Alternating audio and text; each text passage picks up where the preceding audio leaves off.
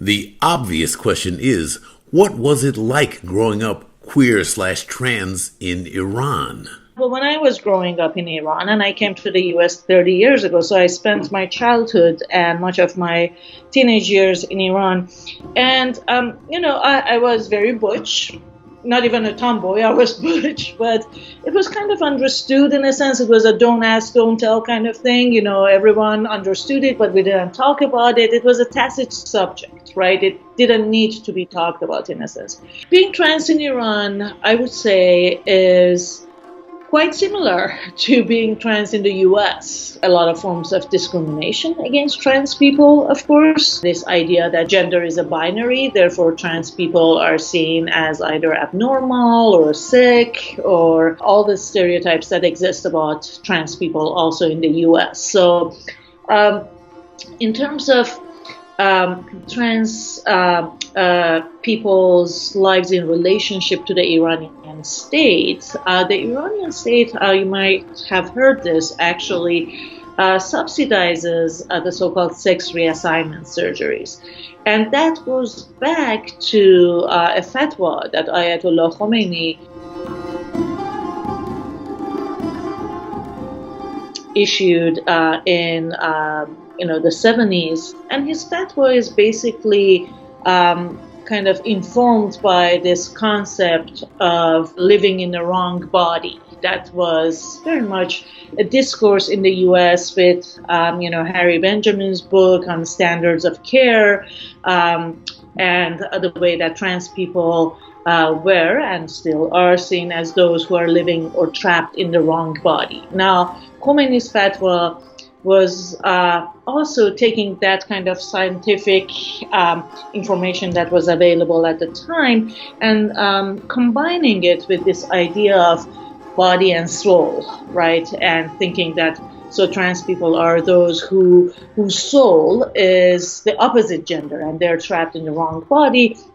And this is a kind of very, it's a story that pretty much every trans person knows. A trans woman, Maryan Molkara, who went to Ayatollah Khomeini and basically said that, look, I basically am trapped in the wrong body. And Khomeini basically, the story is that the woman in Khomeini's house in Jankaran basically cut her a veil right there, and she basically switched from wearing male clothing to women's clothing. But then she didn't have the surgery for many years later when she went to Thailand and did it. The Iranian state, of course, gave subsidies, which, like I told you, after 2009, that was drastically reduced. So what was before enough for maybe for trans men, hysterectomy, ovaryectomy, and top surgery, was reduced to the point, even a few years ago after 2009, let alone now that the economic situation is so horrible in Iran.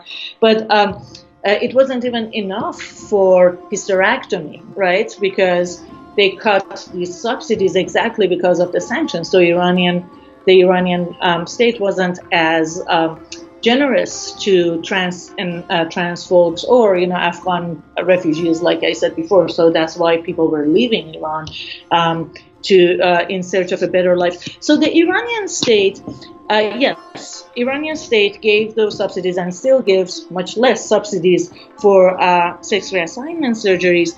And some seed money in the past to start business for trans people and so on and so forth. And like I said, that has been cut too, exactly because of this, the sanctions and the Iranian state's austerity policies.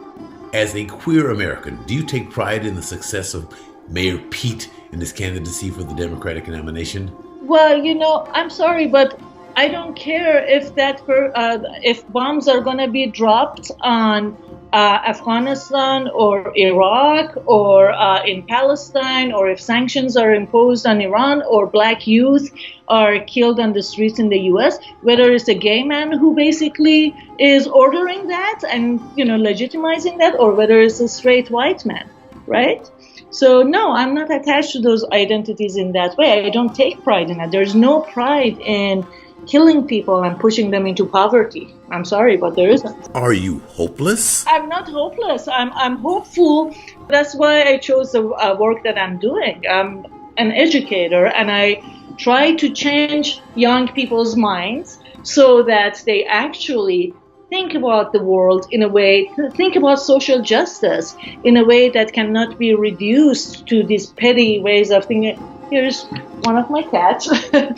I am the Sciency Optimist, but it sounds like you're pretty pessimistic. Pessimism in itself is a way of hope, right? Because if you think about, and I actually write about that in my book that is going to come out, and that is that if you have the kind of healthy, I would call it healthy pessimism, right? You actually know that if the way the world economy and the ways that the systems are in place go, things won't get better. So that kind of pessimism actually enables a form of transformative politics that tries to change the world rather than going with it and at the end of the day basically dying for it.